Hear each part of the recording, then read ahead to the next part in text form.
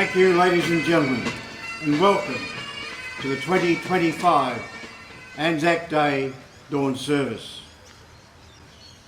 Ladies and gentlemen, the Guard Commander is Corporal Anton. Shortly, I'll invite all those that can to please be upstanding for the posting of the Caterflower Guard.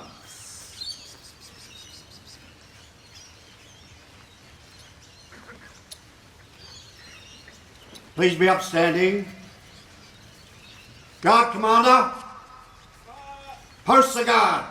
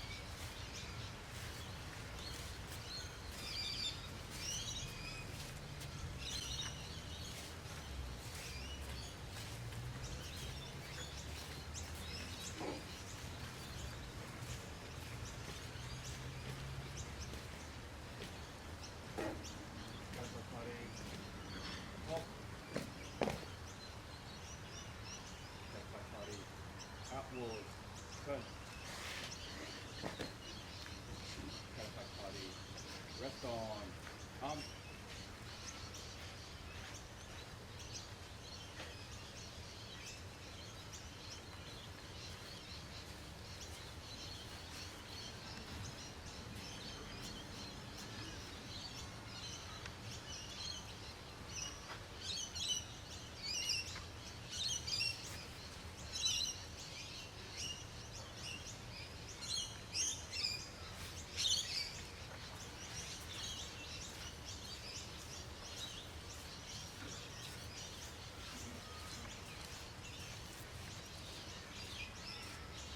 Ladies and gentlemen, please be seated. Ladies and gentlemen, my name is Walter Robinson. I'm your Master of Ceremonies this morning. On behalf of the directors, management and staff of Cabra Vale Diggers, I'd like to welcome you again to the 2025 Anzac Day Dawn Service. Miss Mary Kelleher, a Year 12 student from Cabramatta High School, will start our service this morning, and I'd like to invite Mary to deliver the acknowledgement to country.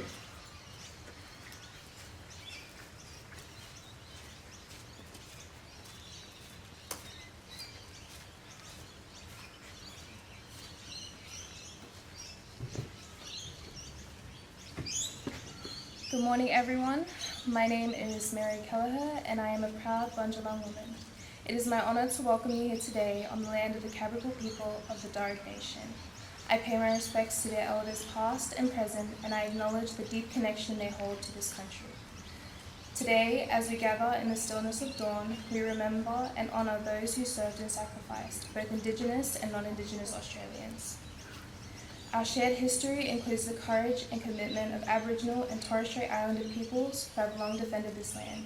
With great respect, I welcome you all to this country as we stand together today in remembrance, reflection, and unity. Thank you. Thank you, Mary. On this significant day, we also pay respects to all ex-service and serving personnel in Australia and overseas, and thank our first responders for their courageous service. A special welcome this morning to Major Edward Farrell, Officer Commanding, and the men and women from 142 Signal Squadron.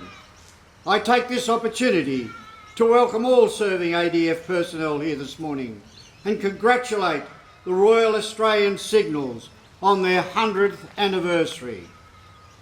Welcome to the Honourable Trevo MP, Cabra Vale Diggers Club patron and state member for Cabramatta.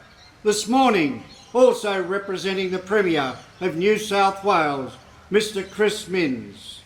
Welcome to Ms Di Lee, Federal Independent Member for Cabramatta, Welcome to Mrs. Robin Preston MP, Member for Hawkesbury, Mr. Back Fan, New South Wales President, and men and women from Arvin here this morning. Lieutenant Matthew Hudson from the New Zealand Defence Force. And supporting our service this morning, Mr. Amar Singh, JP, President and founder of Turbans for Australia. Representing the Asian President Salwaki EK, OAM, AFM, this morning, Mr. Brian Lell, Rona Guzman, Pina Camilleri, and Tria Amagan. Mr. Bothan Vonsaya, representing the lay community advancement. Mr. Rox Mullivan, AFM, representing the Filipino community. The Venerable Khmer Krom monks, here for the very first time. Welcome. This morning is a true reflection of the results and the practice of the Anzac spirit. The community groups here this morning are a true reflection of our multicultural community coming together as one to recognise the significance of Australian values and the importance of this day of commemoration. Welcome and welcome all to our distinguished guests and visitors. A special welcome also here to the teachers, the students and the schools represented here today during the school holiday period. A service such as this requires support and command and control of many agencies within the community. And this morning I'd like to recognise the assistance we consistently receive from our local area command, and we recognise the leadership and the management of the Fairfield LAC and thank Chief Inspector Robert Monaghan and Superintendent Craig Middleton and their teams. And we thank the Mayor of Fairfield City Council and the councils represented here this morning. We also acknowledge the strong support we consistently receive from the men and women of Fairfield SES. Ladies and gentlemen, I thank you all for your interest and participation this morning. I will now start the wreath-laying ceremony. The piper from Blacktown City Pipe Band will play the lament as we reflect on our past heroes and commence the wreath-laying ceremony.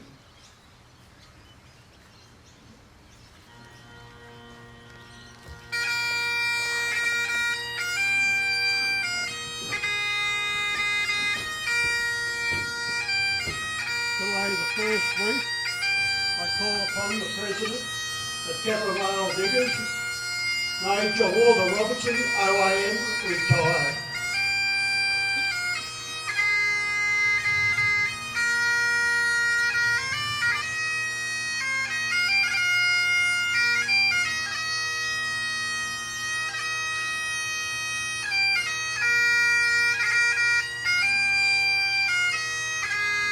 Capital Vale Diggers CEO, Mr. Boris Bolesky.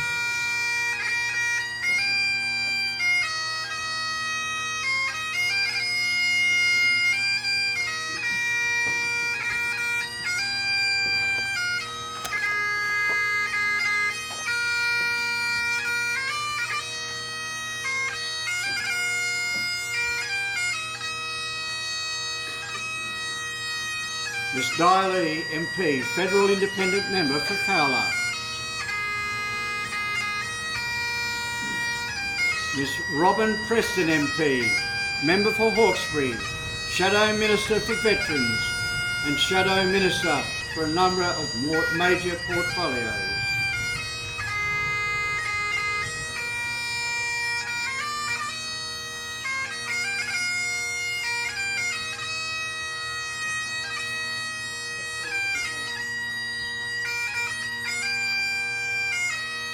Mr. Trevo MP, Club Patron and State Member for Cabramatta.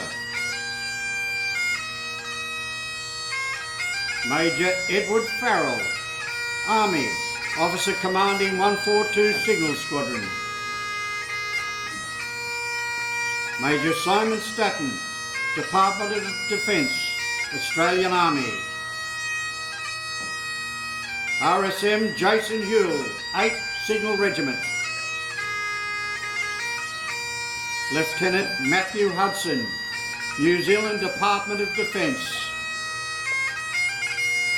Cadet Leading Seaman Colin Trang and Cadet Able Seaman Ashton Demon for the Australian Navy Cadets T.S. Kanimbla. Dr. Peter Tang Hai, President of the VCA New South Wales, assisted by Trung Nguyen and Miss Patricia Ho. Mr. William Roberts OAM JP, National President of the Vietnam Veterans Federation of Australia. Fairfield LAC Chief Inspector Robert Monaghan and Detective Superintendent Craig Middleton.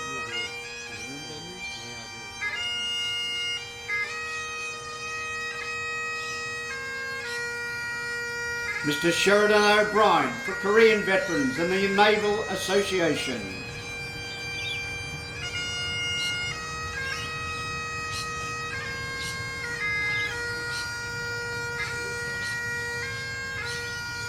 Mr. Steve Fitzpatrick, President of Mounties Group of Clubs. Mr. John Carter, Life Member, Cabra Vale Diggers, for the late Ernst Carter. Mr. Luke Whalen for Campbelltown RSL Club.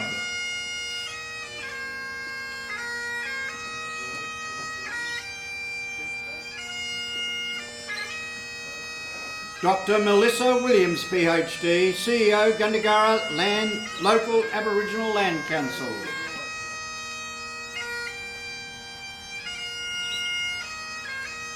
Mr. Lawton Fox and Mr. Dennis Stellard, 21 Engineer Support Squadron, Vietnam. Mr. Bob Bailey and Mr. Peter Westwood, Corps of the Royal Australian Engineers.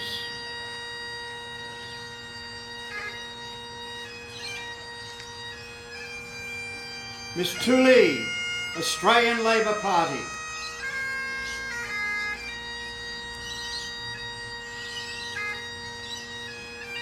Mr. Backfan, President of Arvin, New South Wales. Min Doon for Vet Tan. Mr. Glenn Potter from the Blacktown City Pipe Band.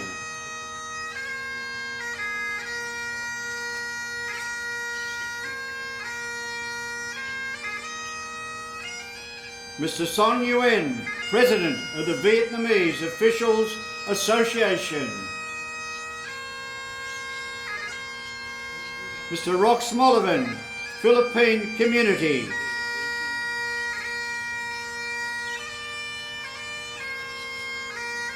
Vi and Rhonda Baker, the MacArthur Pacific, Tongan Community.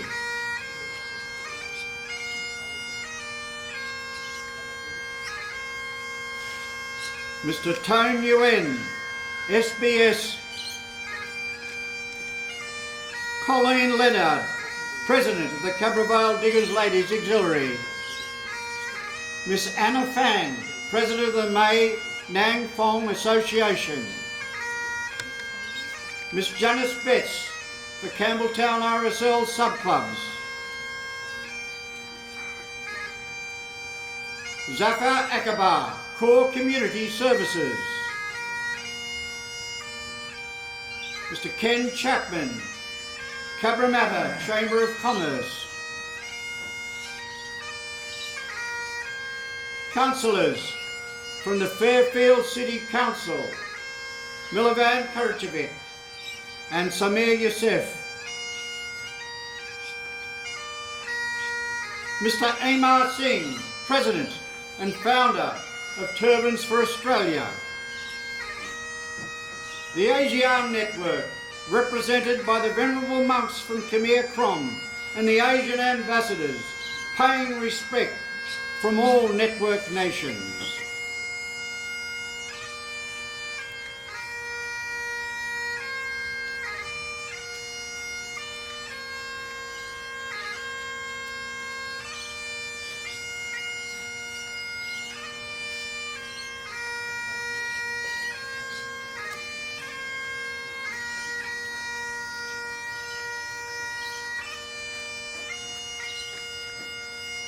Miss Jenny Webster OAM, Life Member of President of the Cabra Vale Diggers Netball.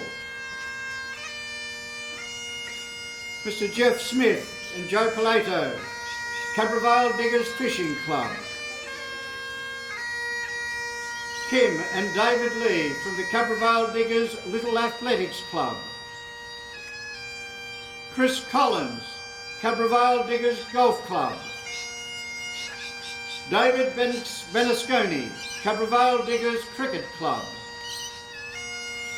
Mr Mark Walker, Gold Security.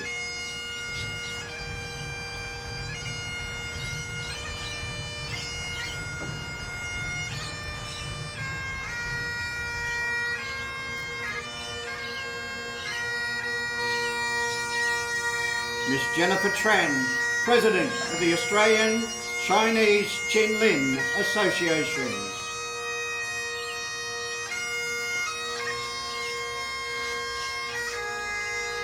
Mr Paul Nguyen, Australian Vietnamese Refugee Association.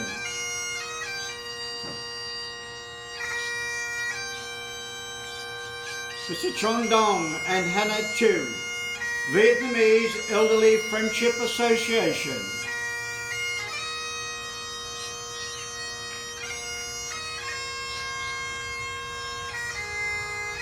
Ms Ray Khan, President of the Khmer Community, assisted by community members this morning.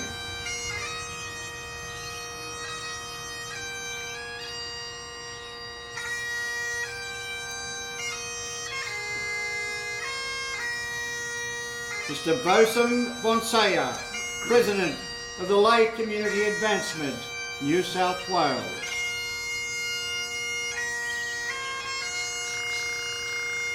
Mr Rox Mollivan for the Filipino community.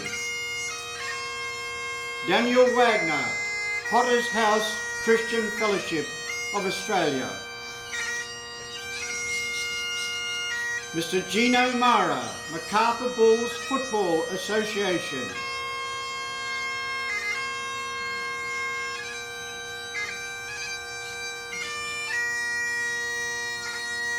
Miss Effie Narachos, teachers and students from Canley Vale High School.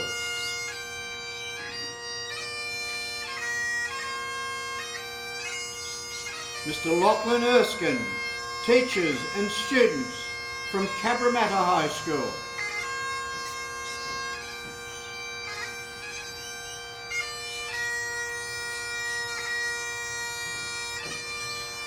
Mr Ken Edge, teachers and students from Miller Technology High School.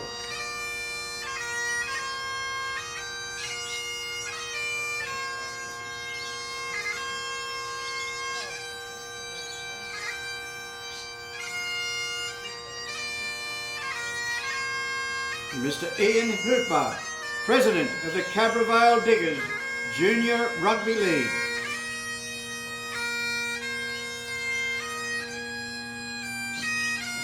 Mr Vet Nguyen, President of the Cabra Vale Table Tennis, assisted by committee members.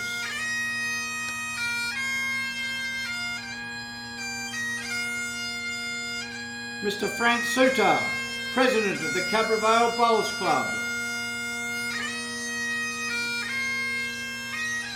Miss Lauren Nelson, Fairfield SES.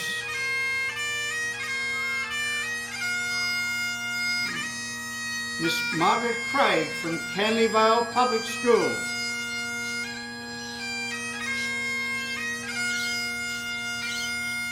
Mr David Smith from Fairfield Public School.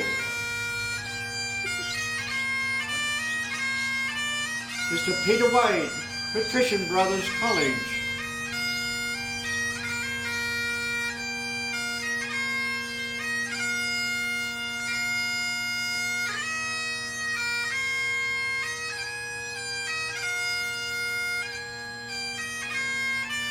Miss Rebecca Chalner, Prairie Vale Public School.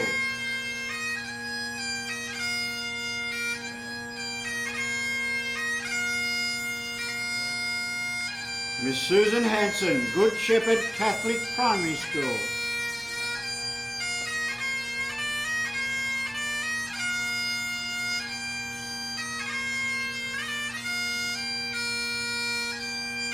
Miss Lyndall Doshia, Cabramatta West Public School. Mr. Min Min Pham, Canley Vale Heights Scout Group.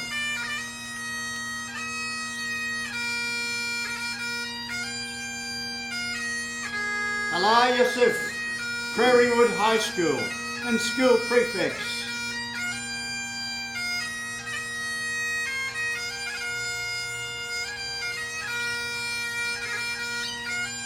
Mr. Joseph Hayon, Vietnamese Peace Group.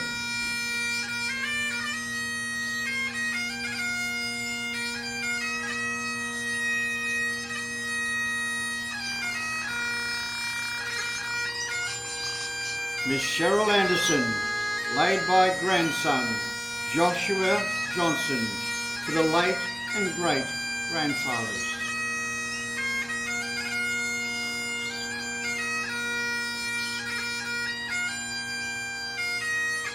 Mr. Norman Crane, South West Sydney TPI Association. Miss Therese Delong, Torch of Hope Movement, Vietnamese Australians Women's Forum. Miss Lillian Saffel and family, on behalf of the Saffel family. Miss Barbara Crawford, for Ernest Gatehouse, World War I, and Jamie William Belcher, World War II. Mr. Christopher Ironside and Janice Eason, for Grandad Douglas Kendall, World War II, and Father Ken Eason, Korea, RAAF. Bosley Park High School.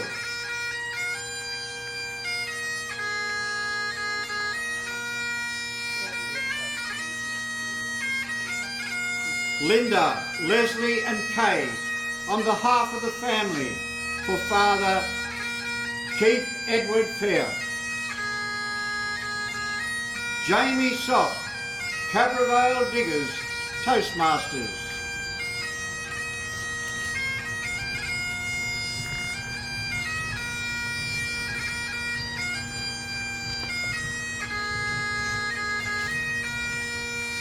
Ladies and gentlemen, if there are any further wreaths or tributes to be laid, please come forward and lay them now.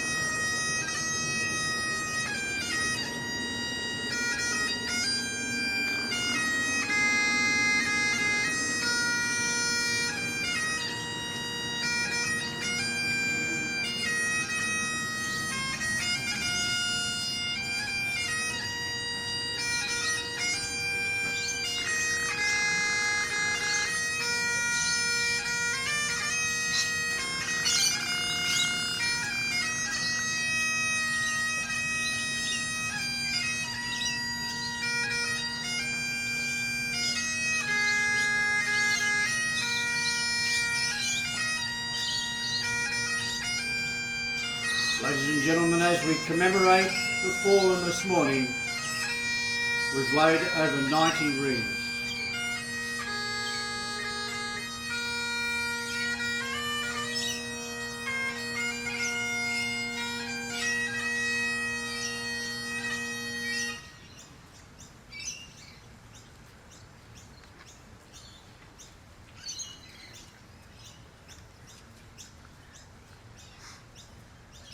Mr. Shane Burett will now deliver the prologue.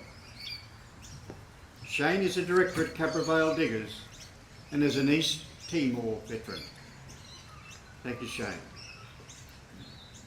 On this day, above all days, we recall those who in the great travesty of war gave their lives for their nation and for the freedom of mankind. We gather here to remember our comrades who went out to the battlefields in the great wars of 1914, 1918 and 1939, 1945, Korea, Borneo, Vietnam, Iraq, Afghanistan, and all other conflicts and peacekeeping operations since, and those who did not return. On the graves of those who are buried in foreign soil, there is a very evocative and poignant inscription which simply says, "When you go home, tell them of us and say, for their tomorrow we gave our today. We'll feel near in spirit, we wish to be worthy of their great sacrifice. As the dawn is now about to pierce the night, so let their memory inspire us to work for turning of a new light into the dark places of the world."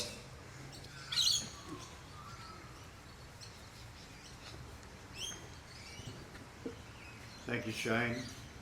Ladies and gentlemen, for those who can, please be upstanding and join Natalie Colavito as she leads us through the hymn, the Recessional.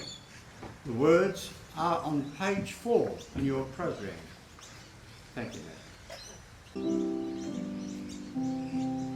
God of our fathers, Lord of all, Lord of our throne and battle line, beneath whose awful hand we hold dominion over palm and pine. Lord God of hosts, be with us yet, lest we forget, lest we forget. Hamlet and the shouting guys, the captains and the king's depart, still stands thine ancient sacrifice, a humble and a contrite heart.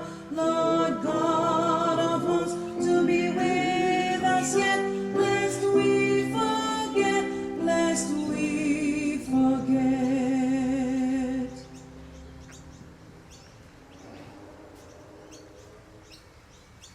Thank you, Natalie.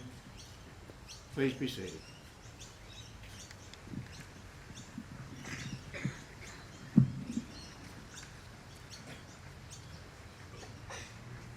This morning, I'm honoured to introduce Major Edward Farrell to deliver the Anzac Address. Major Farrell started his military career in 2008 as a reserve officer with the Sydney University Regiment. Upon graduation in 2013, he was appointed to the Corps of Signals. He served in 8 Signal Regiment, 7 Signal Regiment, Headquarters Forces Command. He's also been involved with multinational exercises with the United States Cyber Command, Operational Resolute in the Torres Strait, and Operations Bushfire Assist. Major Farrell is currently the officer commanding 142 Signal Squadron and most of the troops that you see here this morning. In his civil career, he operates a cyber security practice and is an academic at the Australian Defence Force Academy. Ladies and gentlemen, Major Edward Farrell.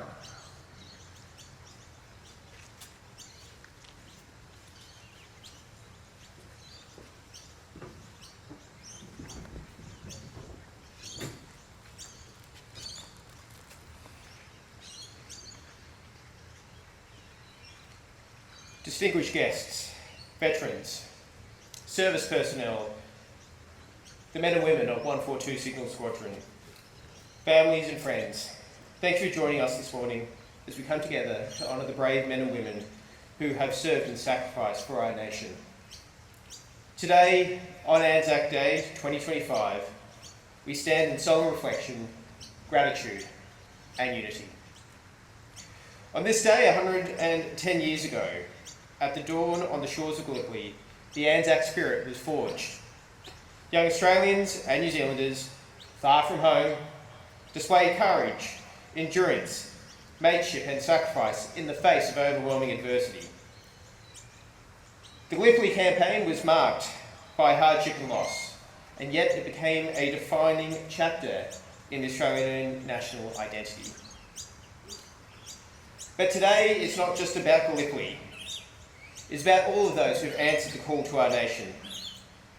From the battlefields of World War I and World War II, to Korea, Vietnam, Afghanistan, Iraq, East Timor, through to domestic operations, humanitarian assistance, and peacekeeping missions around the world. We continue the Anzac legacy to uphold the peace and prosperity that we enjoy today. The Anzac story is one of collective and individual heroism, courage and sacrifice. Lionel Matthews, a World War II soldier and signals officer, was a prisoner of war, embodied this spirit in the most difficult of conditions. Captured by the Japanese in Singapore, he was held in Borneo, where he led a resistance network as a POW. There he gathered intelligence, knowing full well the consequences of getting caught. His actions are a testament to the fact that we, as Australians, never give up. Not 6 weeks ago, I saw these values in action as elements of 142 Signal Squadron supported the ADF's response to Tropical Cyclone Alfred. With less than 24 hours notice, several of the men and women standing before you today on parade and in our cattle party responded when our nation was in need. Truly, this spirit lives on. Today is a day that challenges us to live lives worthy of the sacrifices that have been made for us. It is for us to acknowledge where we have come from as individuals and collectively as a nation. Every human being has roots that have led us to where we are going today, and it is on days like today that enable reflection of the past, where we can give gratitude as a nation and live better lives that we may have an enriched future. To the veterans here today, to their families who share in their sacrifice, and to those currently serving, thank you. Your dedication and sacrifice ensures that the Anzac spirit endures for generations to come. As an officer who's given nearly 2 decades of service to this country, its people, its way of life, you are worthy of this hardship and sacrifice.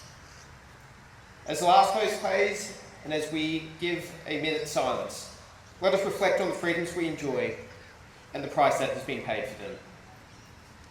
Let us carry the spirit of Anzac in our hearts, not just today, but always, lest we forget.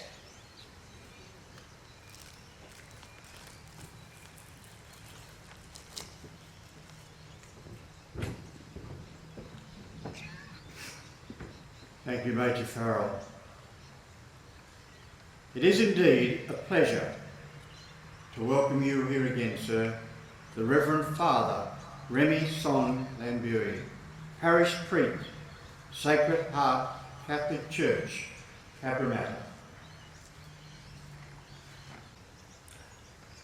It's very touching for me to be over here with you all to lead these little moments of prayer. Each of us is called to rekindle our commitment to peace, reconciliation, and development of each and everyone. We learn afresh to appreciate the great cost that has been paid for our peace and for our well-being, for many of us to be over here. We honor those who bravely sacrifice their lives for our sake and for the whole world. It's remarkable that as we gather over here on this 110th anniversary of the Anzac, it's also this year marked 80 years from the end of our World War II. Many of our friends It's also this the end of April also mark the fall of Saigon in South Vietnam, where many of our Western alliance, including Australian soldiers, did give their lives for us. Just on this note of dedication and our commitment to give oneself for the well-being of others, let me include one of the beautiful thoughts from the late Pope Francis, whose final farewell will be held by all Catholics, Christians, world religious and civic leaders, and many people of goodwill. He wrote, "Rivers do not drink their own water, trees do not eat their own fruit, the sun does not shine on itself, and flowers do not spread their fragrance for themselves. Living for others is a rule of nature. We are all born to help each other, no matter how difficult it is. Life is good when you are happy, but much better when others are happy because of you." May I invite you all, please be upstanding, and as we turn to God, who is the very source of our life and all blessings, let us say the very prayer that Jesus gave us. Our Father who art in heaven, hallowed be thy name. Thy kingdom come, thy will be done on earth as it is in heaven. Give us this day our daily bread, and forgive us all our trespasses, those who trespass against us. And lead us not into the temptation, but deliver us from all evil. The Lord be with you. And may Almighty God bless you and your loved ones, the Father and the Son and the Holy Spirit. Ladies and gentlemen, it's my honour to present the next speaker.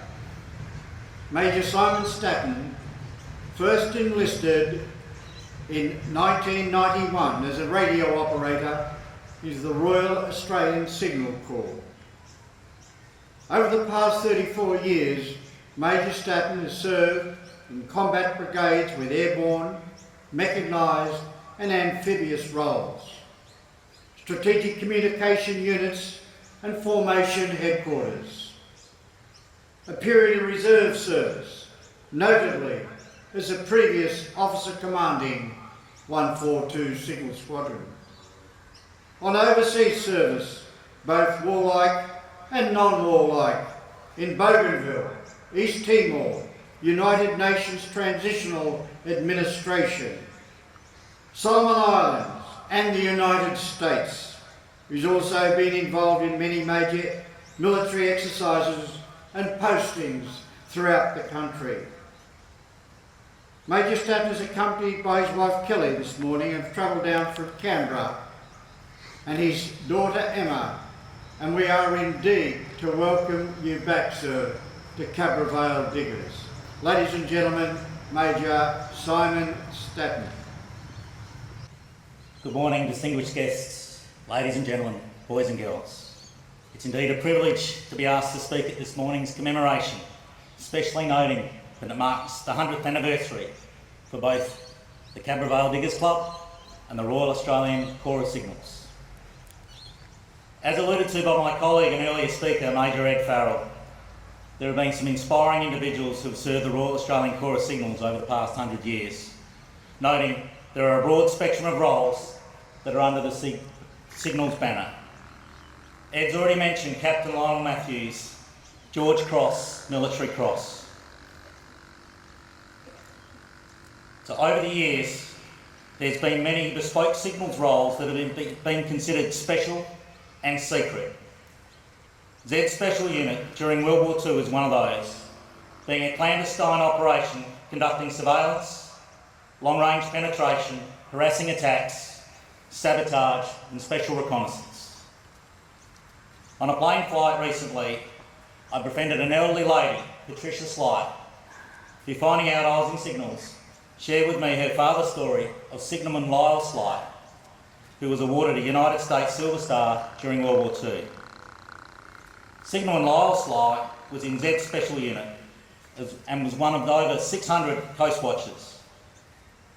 Due to the covert nature of their roles, the Australian War Memorial identifies Signalman Sly being awarded a US Silver Star. Unfortunately, due to the Official Secrets Act, there is no publicly accessible citation providing detail on why it was awarded. Though I can share with you that these Army spotters served in the valleys, highlands and surrounding coastline of the New Guinea and nearby islands as signallers, using high-grade cipher codes to encrypt their transmissions. Often moving their camps to avoid enemy discovery, Coast Watchers had the unenviable task of hauling across forbidden terrain their radio equipment, which included transmitters, receivers, car batteries and petrol generators. With more mainstream special forces, we have 126 Signal Squadron supporting commando activities and 152 Signal Squadron that directly supports the Special Air Service Regiment. Our commando units trace their lineage back from the exploits of the 2nd Australian Independent Company during World War II. Following the surrender of Allied Sparrow Force in the Battle for Timor in 1942, the 2nd took to the hills to fight a guerrilla war against the Japanese division. Their situation was they were up against overwhelming odds, deficient supplies, and were out of touch with Australia due to a lack of radio equipment. With contributions from several other officers and soldiers, Signalman Lovelace, a former technician with the Hobart radio station 7ZL, led the signallers in building a radio capable of reaching Australia.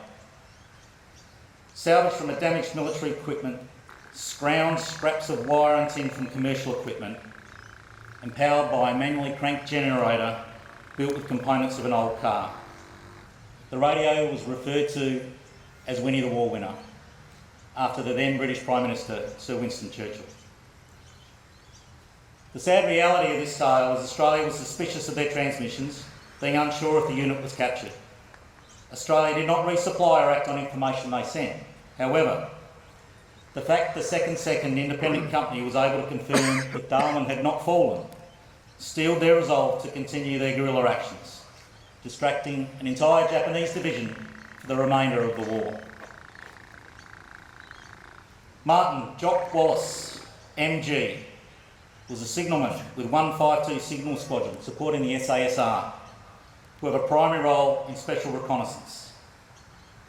Signalman Wallace was awarded the Medal for Gallantry for his actions on the 2nd of March 2002 during Operation Anaconda, while attached to the US 10th Mountain Division in the Shawali Kop Valley, Afghanistan. Because of poor intelligence on Operation Anaconda, enemy numbers were significantly larger than expected, highlighting there are no certainties in war. As a result, the Taliban surrounded Allied forces for 18 hours, attacking constantly. Asked about his darkest hour during the engagement, Jock stated, "There was a point around last light when we were surrounded and I wasn't sure that our position wasn't going to be overrun. So I took a grenade and armed it, not only for the purpose of booby-trapping my body in the event I was whacked from behind, but also it was ready to use in close combat.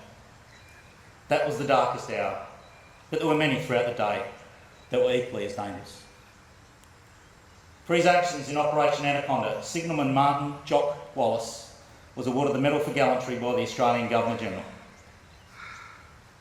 To put Jock's actions further into context, as a signaller, his role is defined as combat support, assisting the combat arms roles conducting close quarter combat. This then brings to light important distinctions amongst those who have served. There is service to your country, serving on operations, non-warlike and warlike service, serving in combat zone, and finally fighting in combat. I'm personally lucky to have not served in combat, though I have served on both warlike and non-warlike operations, where non-warlike is defined as not expecting casualties. Though it was a non-warlike operation in the Solomon Islands in 2004, when unexpectedly we lost 2 colleagues, AFP PSO Adam Dunning and Private Jamie Clark from 3RA. For those of you that are unaware, Signals originated from within the Royal Australian Engineers, where we share a collective history dating back to the First World War. There is no greater example of the shared collective history between engineers and signals than through the deeds of Stanley Watson, who as a lieutenant was in command of the 1st Australian Divisional Signal Company when they landed at Gallipoli on the 25th of April 1915. Once the Allied lines were established at Gallipoli, Watson, who was a railway engineer in civilian life, and several 2nd Australian Field Company sappers constructed the first pier at Anzac Cove, using an unexploded Turkish shell that Watson had dug out, defused, filled with shrapnel and used as a pile driver. Despite being under constant indirect artillery fire, the jetty was completed in June 1915 and named Watson's Pier. Watson was then appointed second in command of the then 2nd Divisional Signal Company when they arrived on the Gallipoli Peninsula in July 1915. Incidentally, the soldiers before you are from 1426 Squadron, which traces its lineage from this unit. The now Captain Watson was notably given responsibility for the lines covering the Anzac withdrawal on the nights of the 18th and 19th of December. On the 20th, Watson sent the final signal prior to his departure. Evacuation complete, 3:45 a.m, casualties unknown. Watson and other members of the unit were the last Australian soldiers to leave Gallipoli. Watson was mentioned in dispatches for distinguished and gallant services in the evacuation of Gallipoli. There had been no casualties in the evacuation, where the expectation was for upwards of 10,000 casualties. Watson commanded the 2nd Divisional Signal Company from December 1916, promoted to Major. He led the unit to the Western Front and was mentioned in dispatches in September 1917 for his work at Bapaume and Bullecourt. The unit served on the Western Front until the armistice in 1918. For his actions in the Great War, Stanley Watson was awarded the Distinguished Service Order, the Military Cross and the Knight's Cross of the Order of the White Eagle from the King of Serbia. Returning to Australia, Watson continued his career with the South Australian Railways, achieving Deputy Commissioner and awarded a CBE, Commander of the Most Excellent Order of the British Empire. While during World War II, as a Lieutenant Colonel, he was the commanding Royal Engineer in South Australia. Watson's efforts surrounding the pier at Gallipoli are still recognised today. When in Townsville, the 3rd Combat Signal Regiment and the 3rd Combat Engineer Regiment have an annual Watson's Challenge. The format tests competitors' endurance, strength, ability for quick logic and to problem solve. If you ever get the opportunity to go to Gallipoli, you can see the footings in the shallows from Watson's Pier at Anzac Cove, which is to your left as you go into the Anzac commemorative site. The motto for the Royal Australian Corps of Signals in Latin is Certa Cito, which means swift and sure, meaning communications are carried out with maximum speed and certainty. As you could well imagine, Signals has undergone a technological revolution during the past century, where military signallers started out with pigeons, Morse code, semaphore flags and heliograph mirrors, all when radio was an emerging technology. Potentially a somewhat amusing tale in this day and age, in April 1944, in the rainforest of New Guinea, a United States patrol as part of the Allied forces to retake Manus Island stumbled across Japanese forces about to commence a major counterattack. Spotted by the Japanese, they were unable to obtain radio contact with other Allied forces to either warn or obtain reinforcements, potentially due to the heavy foliage blocking the transmissions. Their last resort was a basket of pigeons supplied to them by the 1st Australian Pigeon Section within the Royal Australian Corps of Signals. The first 2 pigeons released were shot down by enemy gunfire, while the final pigeon made it through the hail of bullets. The final pigeon didn't have a name, it was simply labelled Q879. Little blue checker pigeon, bred in Elwood, Victoria, was this patrol's final hope. Flying 48 kilometres back to base in just 47 minutes, Q879 was swift and sure in getting the message through. Subsequently, the patrol was reinforced and saved. In 1947, Q879 was awarded the Dickon Medal, the highest award any animal can receive while serving in the military, for gallantry carrying a message through heavy fire, thereby bringing relief to a patrol surrounded and attacked by the enemy without other means of communication. Signals is currently a key enabler for the Australian Army, operating within what is referred to as the land, sea, air, space and cyber domains. Today we live in a consequential time as the current geopolitical tension both around the world and our region has seen a bipartisan response from the Australian Government through the conduct of the National Defence Strategic Review.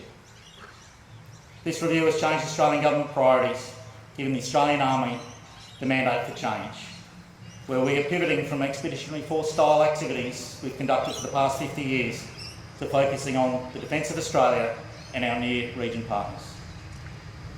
There are sombre parallels to similar conditions before the onset of World War II as we prepare to deter our next potential conflict. The Australian Army is currently involved in 120 operations and activities around the globe. It's in 157 locations around Australia, from Thursday Island to Campbell Barracks in Perth. It's a national institution, a profession and a fighting force. This morning we honour the memory of more than 103,000 Australians who've given their lives serving our nation in conflict, peacekeeping and in humanitarian operations, as well as those wounded in the course of their service. Finally, to every past, present and future signaller, thank you for your service and dedication. For 100 years, the Royal Australian Corps of Signals has been at the heart of military operations, ensuring that our Army can communicate, coordinate and succeed. None of this would have been possible without the sacrifices of our veterans and the support of their families. They've endured long separations, frequent relocations and the uncertainty of military life, all so that we could do our job. This signaller will now hand back the talking stick to our Master of Ceremonies, Major Walter Robinson OAM, who incidentally is an engineer.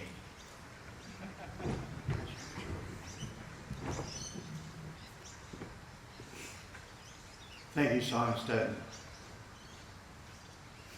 Ladies and gentlemen, shortly I'll invite those who can to stand and remain standing for the last post service. The last post service will be delivered by Warrant Officer Class 2, Stephen Strawn. Warrant Officer Strawn is an experienced soldier. He's been on operational service in the Falklands, Cyprus, East Timor, Iraq, the Middle East, Solomon Islands and Bougainville. He's been on various missions protecting the borders of Australia and is currently the Squadron Sergeant Major 142 Signal Squadron. Ladies and gentlemen, the last post service will start with the ode, followed by the last post by bugler Adrian Munn and the Sacred Silence and the Rats. Ladies and gentlemen, please be upstanding. They shall not grow old as we that are left grow old. Age shall not weary them, nor the years condemn. At the going down of the sun and in the morning, we will remember them, lest we forget.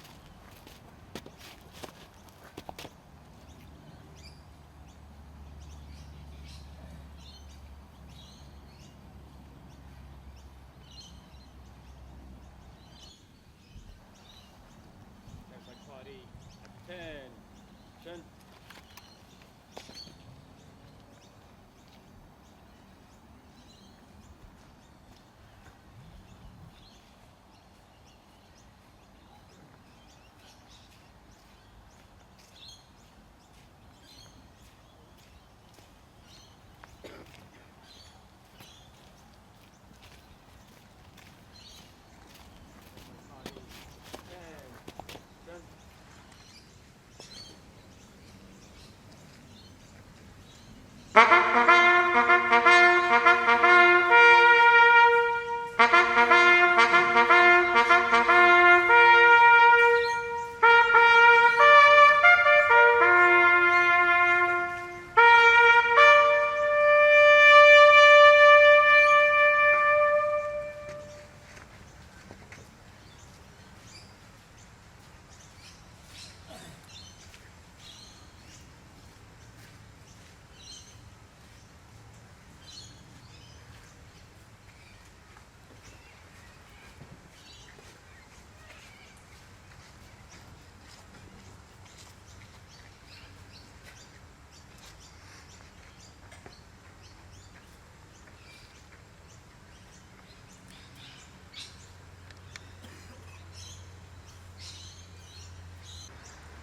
commemoration address this morning was delivered by Amar Singh, JP, founder and president of Turbans for Australia. Over the years, Amar Singh's roles have been many and varied. He's a charity founder, an interpreter, a diversity advocate, and a dedicated volunteer. Most recently, Amar's efforts were recognised with the 2023 Australian of the Year Local Hero Award. Amar is a respected community leader in Western Sydney and more broadly across New South Wales and the nation, where his charity Turbans for Australia goes beyond and above to support communities throughout Australia. Ladies and gentlemen, Mr. Amar Singh, JP. Good morning, everyone. I would like to acknowledge all the dignitaries here today and the members, president and board of Cabraville Diggers Club for keeping the memory alive of our fallen, and thank you to you coming out here today to acknowledge our partnership for generations to come. It is an honour to speak at the 100th anniversary of the Royal Australian Signal Corps and the 110th anniversary of the Gallipoli landing. I would like to thank the Cabraville Diggers Club for inviting me here today and keeping the tradition alive, to acknowledge the service and the sacrifice of our veterans, our families, so we can enjoy the freedoms of today. We honour all those volunteers who serve to protect Australia and the free world, including those from many of which cultures we represent here in Australia today. I also want to honour the contribution of the Sikh Regiment. I'm a member of the Sikh community. We served in Gallipoli in World War I and World War II. Members of the Sikh community, along with others, were proud to fight for the freedoms of Australians, Indians, and members of the British Armed Forces. We also honour over 100,000 Australians who gave their lives in the armed conflict to protect our freedoms. In the last two wars, 83,005 turban-wearing Sikhs soldiers were killed, and over 109,000 were wounded. 138,000 Indian troops fought in Belgium, France during World War I. Many of them Sikhs, and more than 1/4 of these soldiers would become casualties. Of the 22 military crosses awarded for gallantry to the Indians, the Sikhs won 14. After the bloody battle in Chappelle in 1915, the Sikh regiment had lost 80% of their men, 3 regiments, and stood at 60% of their original capacity. The 14 Sikhs embarked in trawlers on the 5th of August and arrived off Anzac that evening. The 14 Sikhs fought alongside the 4th Australian Brigade and the 29th Indian Brigade. On the 6th of August, Captain McLean, 2nd Lieutenant Whitfield, and 14 other ranked were killed. Captain Daniel and Saunders, along with Major Hadam Singh of Patiala, and 134 men were wounded.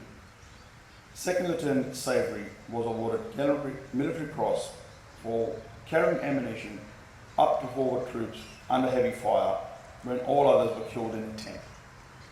The commanding officer's order, Lieutenant Hazara Singh, was awarded the Indian Order of Merit for carrying messages under heavy fire with no regard for his own safety.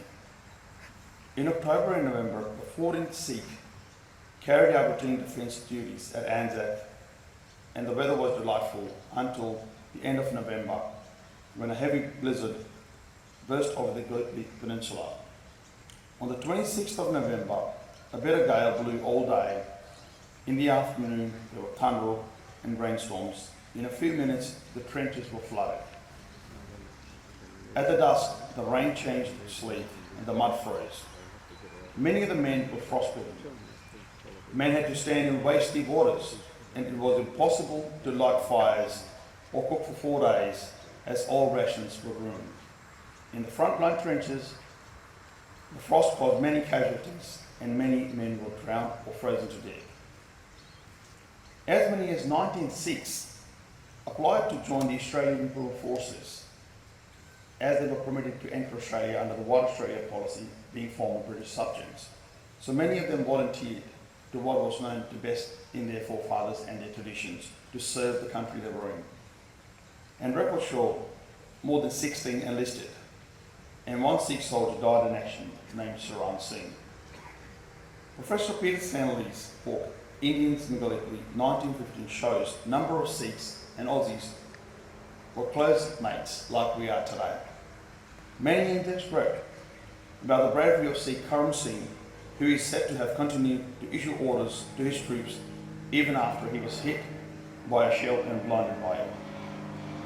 The very famous Australian Anzac, John Simpson, used to say that Sikhs, as he preferred the fresh cooked curries and chapatis over the Russians played bully beef. We continue that tradition even today in disasters and floods and COVID, where we serve alongside the Australian ADF, packing hampers for our vulnerable community members and sharing a meal with those young men and women from the ADF who packed hampers with us. Letters sent by Anzac show the highest regard for courage and valour shown by fellow Sikhs. One Anzac even sent a photo with his Sikh mate, which was published in Sydney Mail in 1916, titled Best of Chums. One of the very Sikh aviators, Manmohan Singh, died in the Japanese raids in Western Australia. Flying Officer Singh commemorated Darwin Military Museum. He was the first Sikh and Indian to complete a solo flight from England to India, another solo flight from England to South Africa. I had the privilege to visit his memorial in Broome, which stands today. Sikhs from the early days in history have been warriors, from the Mughal rulers of India, and a force to reckon with. Sikhs never invade or attack anyone, but they defend their home, be it in India or anywhere else they call home. While Sikhs only make 2% of the Indian population, 22% of the British Indian Army were Sikhs. Sikhs came to Australia in mid-1800s as labourers, hawkers, farmers, goldsmiths, herbalists. In the 19th century, Sikh hawkers were a common sight in regional Australia. One could say they were the early Jerry Harveys. Two Sikhs were founding members of the New South Wales RSL Club. Sikhs wore their turban in the battlefield in World War I, and it proved to be a lifesaver, as the turban used to cover the faces during chemical warfare. The Sikh regiment is the highest decorated regiment of the Indian Army and has to its credit 1,652 gallantry awards and honours. My grandfather served in the Sikh regiment in World War II. He was awarded the 1939 Defence Medal, 1939 Star, and 1947 Independence Medal when British left India and Pakistan was formed. Sadly, many of his medals have been lost as well by family back in India. His medals are currently displayed at Pioneer Park Griffith Museum as part of an exhibition. Background on Sikhs and how the regiment was founded. So during the First Anglo-Sikh Wars in 1845, two fierce battles at Mukti and Ferozshah were fought. British suffering heavy casualties. This is post the wars. Before war battles, the British were a witness to the reckless valour of the Sikhs, when time and again the Sikhs would make cavalry charges against the well-entrenched British positions within the Indian subcontinent. The result of that defeat, the British started a Sikh cavalry within their platoon, which later on became the Sikh regiment. Sikhs have a decorated history under the British Allied Forces, World War I, World War II and Gallipoli. The first battle at Flanders, a platoon of Dogra Sikhs died fighting to the last man who shot himself with his bullet rather than surrender. The Sikhs fought in every major operation in World War I in 4 continents, Europe, Africa, Asia and Middle East. 2 companies of the 47th Sikh did not receive a cancellation order, and so on October 28, 1914, they went into attack all by themselves and reached the German trenches where fierce hand-to-hand fighting took place. Out of the 280 men who went into the attack, only 68 returned. Despite of these heavy casualties, the Sikhs captured and destroyed the strongly held German trenches. The British Parliament especially commended the battalion for their valour during this attack. I want to point your attention to this Australian slouch hat. The band around the slouch hat is called a puggree. A great generosity of the 1914, the Sikh Maharaja of Patiala, while visiting Melbourne, came to know about a church seeking donations, who made a contribution then. Sikhs, as Australians, are proud of what our forefathers did as volunteers, as early migrants, but also continue to do currently in the Australian Command Forces, enlisting in big numbers. Sir Winston Churchill paid a tribute to the Sikhs by saying, "We're here today, we're able to live with honour, dignity and independence. In the war, they fought and died for us wearing turbans." In Gallipoli campaign, the 14th Sikh Regiment was virtually wiped out, losing 379 officers and men in one-day fighting on June 4, 1915. Writing of the Third Battle of Karathi during the campaign, General Sir Ian Hamilton paid a noble tribute to the heroism of all the ranks of the 14th, which I'll read out to you now. In spite of the tremendous losses, there were no signal of wavering all day. Not an inch of ground was given. Not a single straggler came back. At end of the enemy trenches were found to be blocked by the bodies of Sikhs and of the enemy who died fighting as close quarters. The bodies fell facing forward. The history of Sikhs affords many instances of value as soldiers, but it may also be asserted that nothing finer than ground valour and steady discipline displayed by the 14th June has been done by the mighty Khalsa. I want to thank you for listening, and I also want to say a Sikh greeting also used by the Sikh regiment. Bole Sonehal Sat Sri Akal, and g'day to all my Aussie mates. Let's work towards a better future of our country, and let's keep celebrating the honour, the sacrifice and the stories of the great men that gave us this very privilege and freedom that we enjoy today and take for granted. Thank you.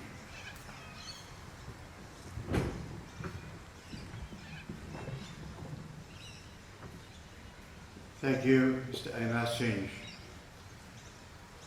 Ladies and gentlemen, our Corps of Signals are being called forward to lead the march in the city this morning, so I'm changing the program very slightly.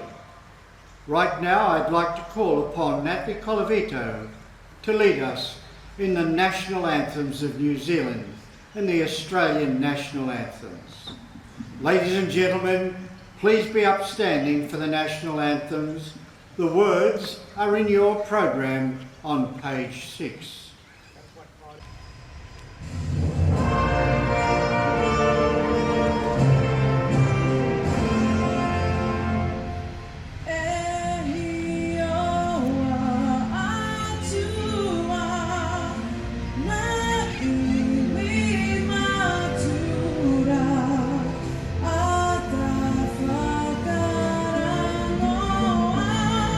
Mea rohano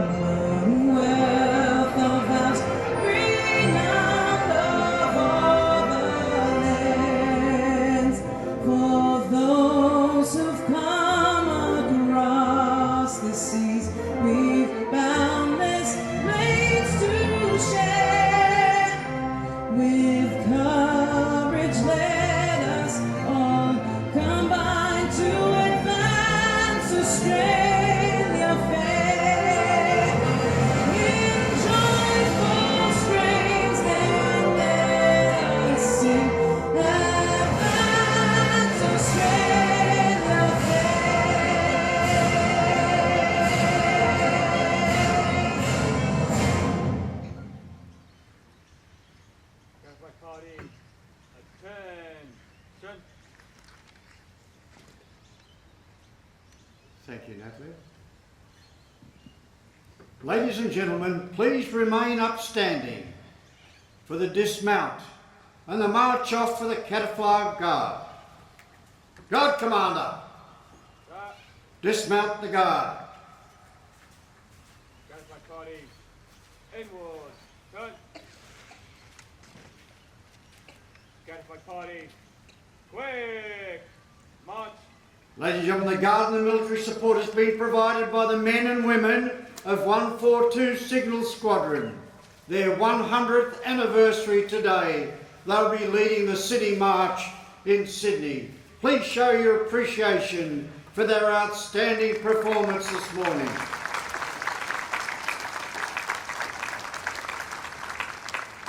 Please be seated.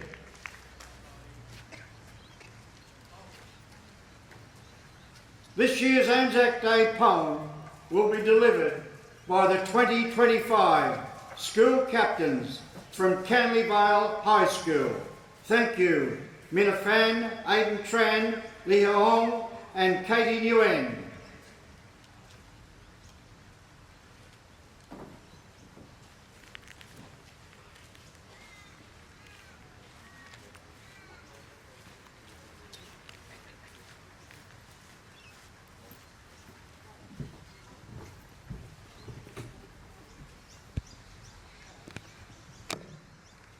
O'er the blooming way, I saw a boy marching with medals on his chest.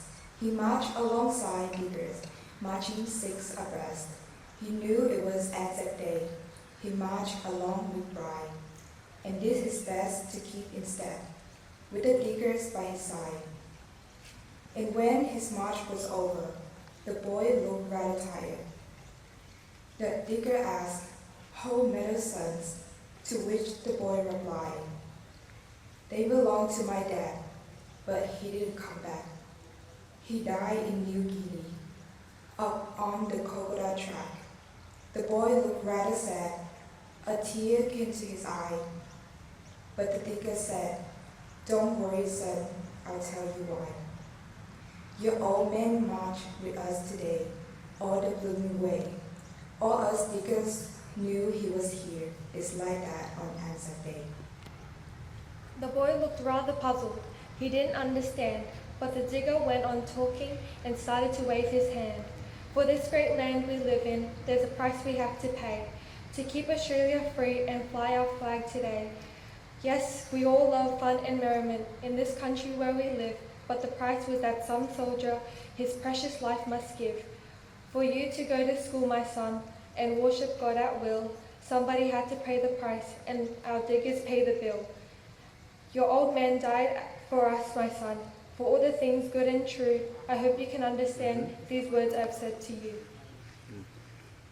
The boy looked up at the digger, and after a little while, his face changed expression, and he said, with a beautiful smile, "I know my dad marched here today. This is our Anzac Day. I know he did, all the blooming way." Anzac Day is an extraordinarily important day of remembrance for those who made the greatest sacrifice in the name of their countries. We would like to conclude with this poignant excerpt. What these men did, nothing can alter now. The good and the bad, the greatness and the smallness of this story will stand. Whatever of glory it contains, nothing now can lessen. It rises, as it always will rise, above the mist of ages, a monument to great-hearted men, and, for the nations, a position forever.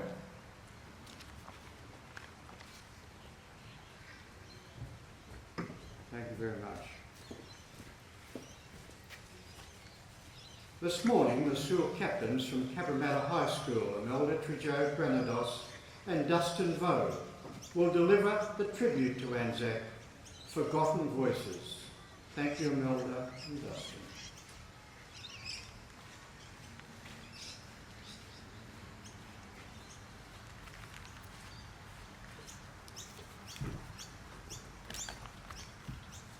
A tribute to Anzac Day. With their hair a little wider, their step not quite so sure, still they march on proudly as they did the year before. Theirs were the hands that saved us. Their courage shows the way. Their lives they laid down for us, that we may live today. From Gallipoli's rugged hillsides to the sands of Alamein, on rolling seas and in the skies, those memories will remain. Of airmen and the sailors, of Lone Pine and Suvla Bay. The boys of the Dardanelles are remembered on this day. They fought their way through the jungles, their blood soaked desert sands. They still remember comrades who rest in foreign lands. They remember the siege of Old Tobruk, the mud of the Kokara Trail, some paying the supreme sacrifice with courage that did not fail. To the icy land of Korea, the steamy jungles of Vietnam, and the heroic Battle of Kapyong, and that epic victory at Long Tan. Fathers, sons and brothers, together they fought and died, that we may live in peace together, while at home their mothers cry. When that final bugle calls them to cross that great divide, those comrades will be waiting when they reach the other side. Thank you. Thank you very much.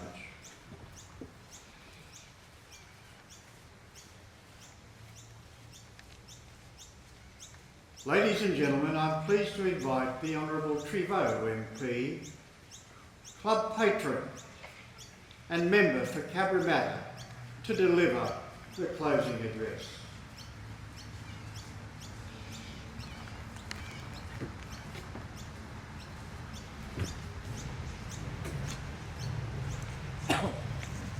It's an honour and a privilege for me to be here on this commemoration, dawn service, Anzac Day. I acknowledge the traditional custodians of land which we commemorate today and pay my respects to elders past, present and emerging. Thank you to all the service and ex-active service men and women. Distinguished guests, ladies and gentlemen, also acknowledge the representatives of the communities, organisations, representatives of schools and students. Anzac Day reminds us that we all have a task before us. Thankfully, not to fight wars, not to bear the loss of sons and daughters, but to use the peace and prosperity that was defended at such a high price. Anzac Day reminds us that our nation is capable of the most extraordinary achievements, if only we dare to reach out for them. On this Anzac Day, we all come together to honour and remember all those brave men and women who died, went missing in action, were wounded, and those and their families who are still suffering. Those heroes were defending Australia to ensure we could all enjoy the peace and freedom we enjoy here in Australia today. I am so proud to be part of this diverse, multicultural community of Cabramatta. I am truly honoured to represent you and to be invited to this very important Anzac Day and wreath-laying ceremony. These days we see service people spending much more time in Australians' local regions, not only conducting operations like Timor, Bougainville, the Solomon Islands and Australian border protection, but also in humanity assistance and disaster relief following cyclones, earthquakes, tsunami and other natural disasters. These service people and first responders again put their health and safety at risk, as did those who went before them. I take this opportunity this morning to recognise these contemporary service, men and women, and all the first responders, and thank you all for your outstanding service. Finally, I congratulate all those involved in this service. I especially recognise the President, Mr. Walter Robinson, OAM, and his team of volunteers and other Cabramatta staff who are always dedicated to ensure this service is first class and recognises the significance and respect this service deserves. Thank you all for making time to remember and respect our past and present heroes and the current committed service men and women. Thank you all, lest we forget.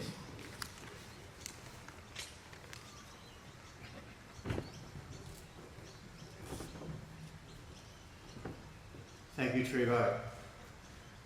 Ladies and gentlemen, this brings our 2025 Anzac Day dawn service to a close. But before I finish, I'd like to thank all those people that have worked so hard and supported us this morning. I'd especially like to recognise the schools and the teachers, the parents, all to be here today during the school holidays. I think your attendance and your participation this morning is commendable, and I thank you all for that. I'd especially like to thank Luke Whalen, Maria Carrul and Ron Yang, and all the amazing staff at Cabra Vale Diggers for their assistance and support this morning. The engaging and interesting speakers and dignitaries. Today's service will be recorded in our history as we recognise the attendance of Ajian and the Venerable Khmer Krom monks' involvement and support for the very first time. Major Edward Farrell and the commanding officer and the men and women of 142 Signal Squadron, as you'll note now, have disappeared and are on their way into the city. Mr Bac Phan, President of the ARVN New South Wales, Vin Lee and Phuong Tran, Vietnamese subgroups, Chief Inspector Robert Monahan, Detective Superintendent Craig Middleton, and the men and women from the Fairfield LAC. The Adrian Munn, the bugler, Father Remy Son Lambui, Glenn Potter from the Blacktown City Pipe Band, Natalie Colavito, what a wonderful singer, and we thank you very much, Natalie, for your attendance this morning. Canley Vale High School and Cabramatta High School for their involvement in the phrases that they've delivered this morning. They are outstanding. Thank you to our strong corporate partners, Gino Mara and Mark Walker, for making time to be here this morning. To all the Cabra Vale Diggers subgroups and their members represented, and of course there are many, many more here this morning. Ladies and gentlemen, I'll now close this service and I'll invite you to join us for breakfast. And I thank you very much and I wish you all the very best for the future. Thank you.